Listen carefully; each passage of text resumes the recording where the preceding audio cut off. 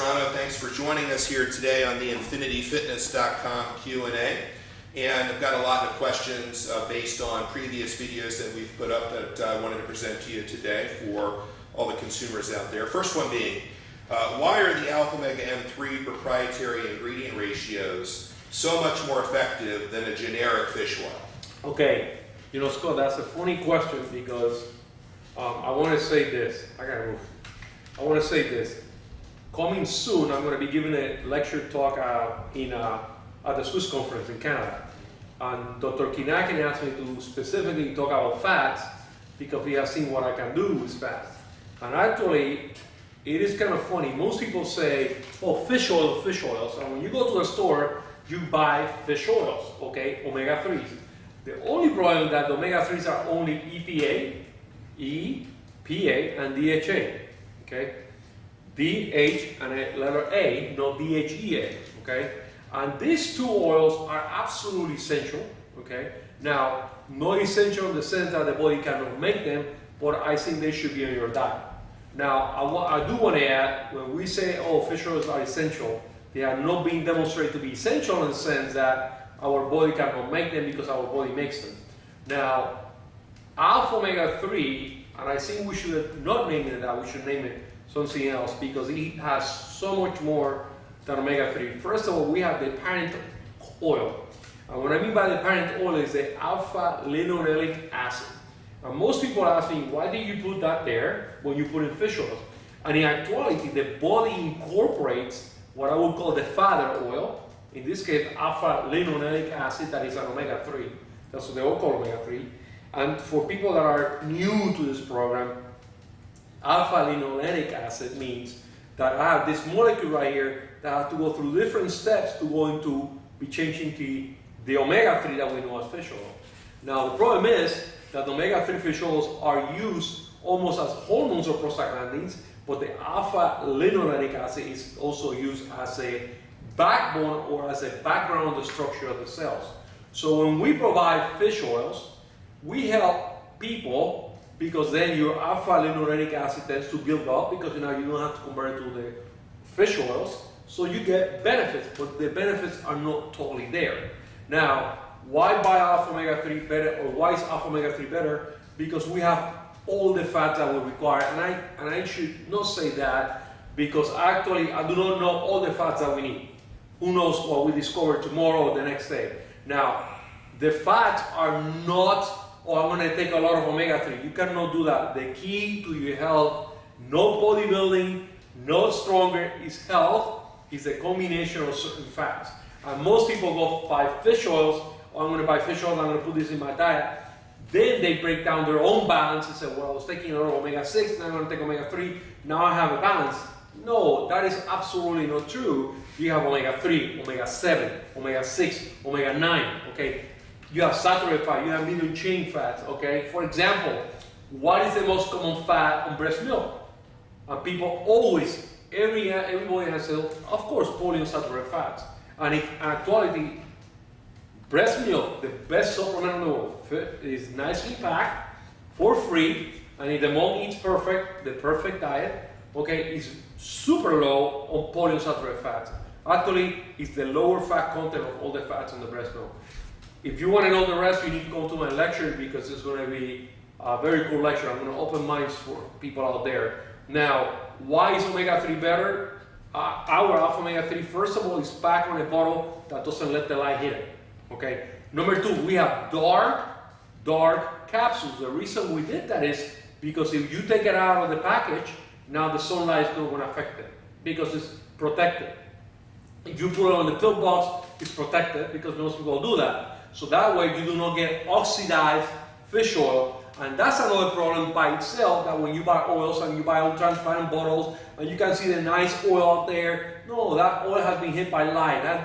Who knows what they've done with that oil, okay? And it can be oxidized. That oxidized oil is really bad for you. It's even worse than anything else. There is a hydrogenated fat. So that's why ours is always checked. Number one. Number two is, we also offer in our ingredients saturated fat, medium chain triglyceride fats. We offer omega-9, we offer olive oil, we offer omega-6, we offer all of them. Not I'm just going to put a quantity. It was a quantity or a ratio of fats that I came out after for 9 years trying to investigate. Okay, is it better to have omega-3, so better to have omega-9? No, what's the ratio? And actually, the ratio is not. Most people will say, oh, if that's a perfect ratio, and I don't know if it is, but we have done great results. He said, oh, it should be. If you just said that it should be lower on polyunsaturated fats. No, I say it depends. Most people do not eat enough, so I have to work with what I assume the person is eating. So the ratios are based on the normal, quote-unquote, population of what we call normal. So are alpha omega-3 better than anybody out there on the market? You know, Scott, I usually don't sell anything. I have invented a lot of things. This is absolutely, every day, everybody should take the supplement because it absolutely helps. It's kind of funny because I have patients and clients, oh, I have back pain, ADHD, and they start taking the oils and they feel better. Oh, my back pain doesn't hurt when I run, you know? That's funny. And then my son is doing better. Well, you know, oh, it's too expensive, right? So go ahead.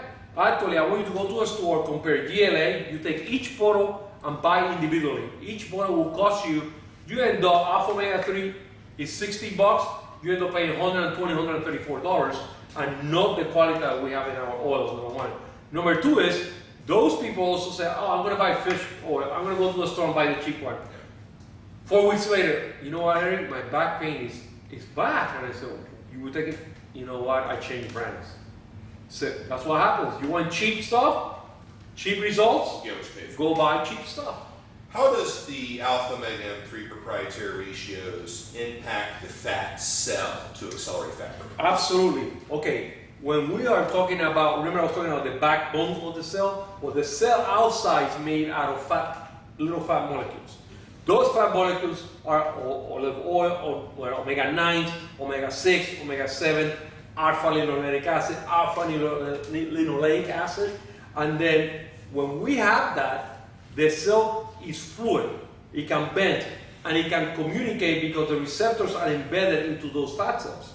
Now once it goes into the receptor can bend and go and get absorbed, the molecule, whatever they're absorbing. Now when you don't have the right fats, now that molecule is stiff there, comes the molecule that is bound to the receptor cannot move. Now it's stiff. I'm like in an elevator door, I cannot move. I cannot bend to get through the door because it's absolutely stiff. That's how that can help you lose fat because now the communication between cells, receptors are working better. I'm able to bring into the cell what I need. For example, I have to have vitamin Bs for the fish oils to work. People don't know that. Oh, I'm going to take fish oil. If vitamin Bs are low, they do not work. It's not because it's going to do something to the fats, because the receptors are required with vitamin Bs and the oils together. So the alpha omega-3 and a good diet with good dietary fat content makes the cell more fluid. Absolutely. To kind of kick out the bad stuff and bring in the good Yes, stuff. absolutely. You know what? We are born with good cells, but as we start eating poorly, okay, let me do it this way. I buy enough material to build 2 houses, right, Scott? Mm-hmm. And I get the nice, most expensive material. And I built that first house perfect. The best plumbing, water, everything.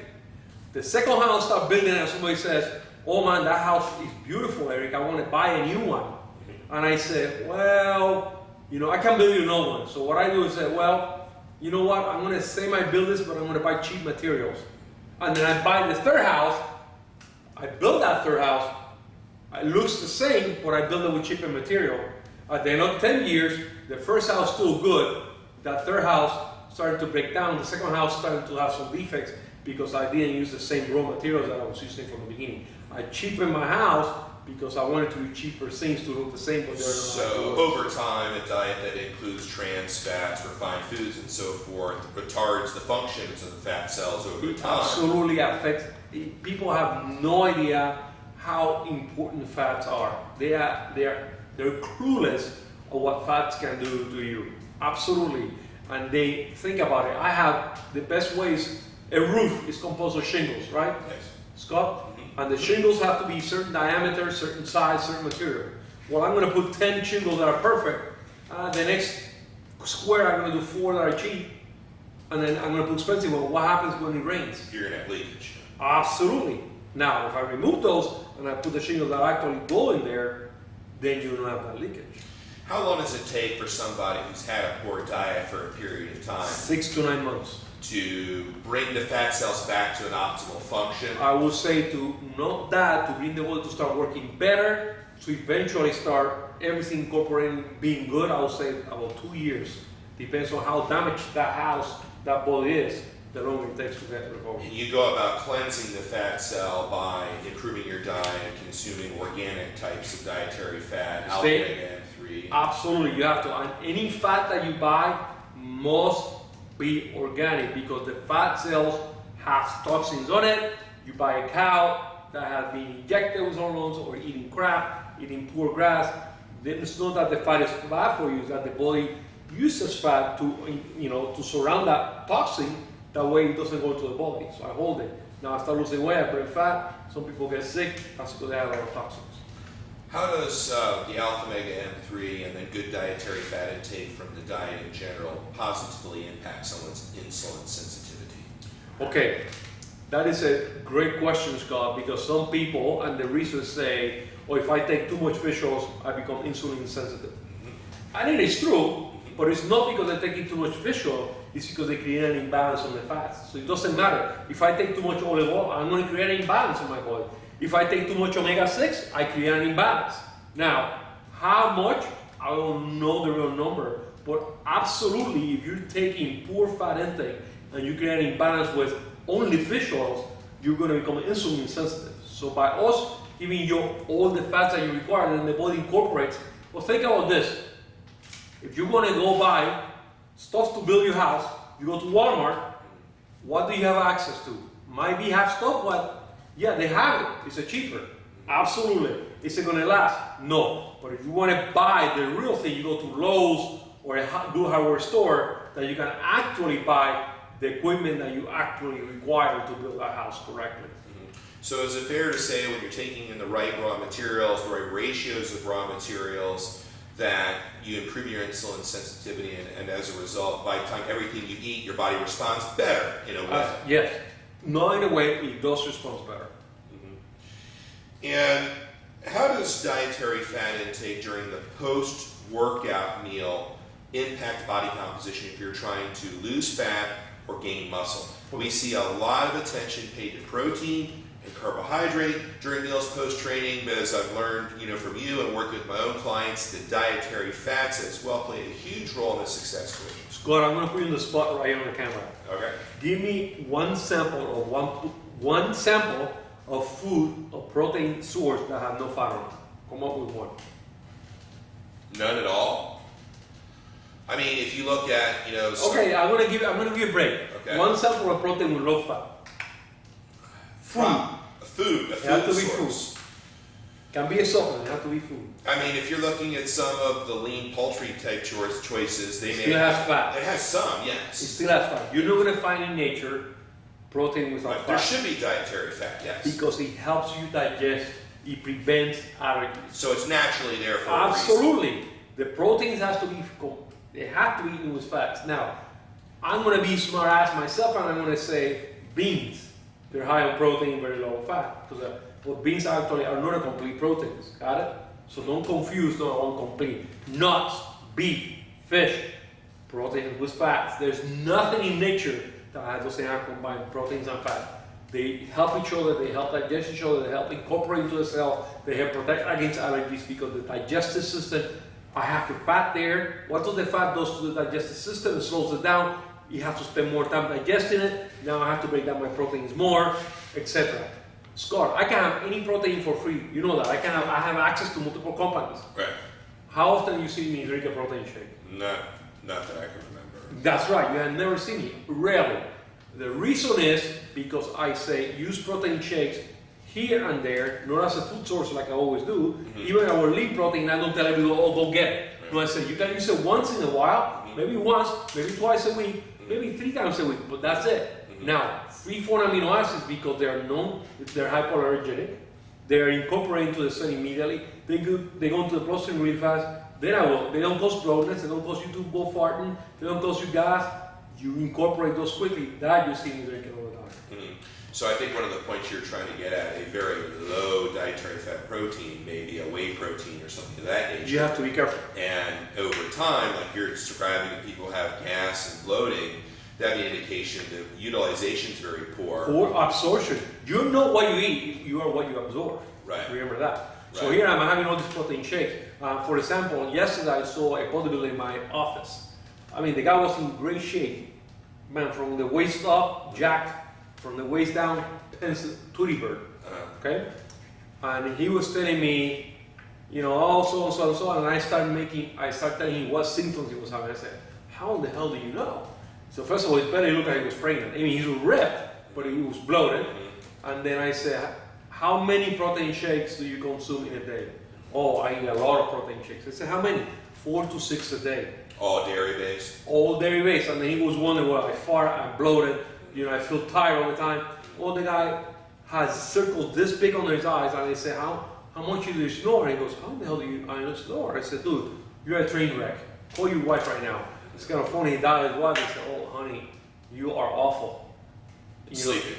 oh, he said, you snore severely. He's a guy that is neuro-obese, but he goes to a lab. You have sleep apnea. No, he doesn't have sleep apnea. He just has problems with the digestive system. He's eating proteins all the time. Dude, those proteins are okay once in a while, not all the time. So a better setup, you know, following training, you know, could be the 100% mRNA muscle synthesis, which bypass digestion, and that gives you your fast acting ratios, and then Absolutely. after a meal. Right? Then you have fat, carbs, and protein. All right. So one more question in that Yes, regard, and this is something a lot of people, you know, when I see new clients or work with them, their dietary fat is no part of the post-workout meal equation. So we've talked about the dietary fat intake helping to optimize the insulin levels over a period of time, which is conducive to fat burning and to muscle recovery and to muscle growth. So how do you go about determining the right types and amounts of dietary fats for the post-workout meal? Okay, I do, and this is a great question, Scott. That is the only time I recommend protein intake without fats is right after workout, but no proteins, but free form aminos. Mm-hmm. I want a very, very extreme high level signal of amino acids. Right. I want blood aminosauria, meaning tons of amino acids into your blood. Okay, then that's the same signal of anabolic.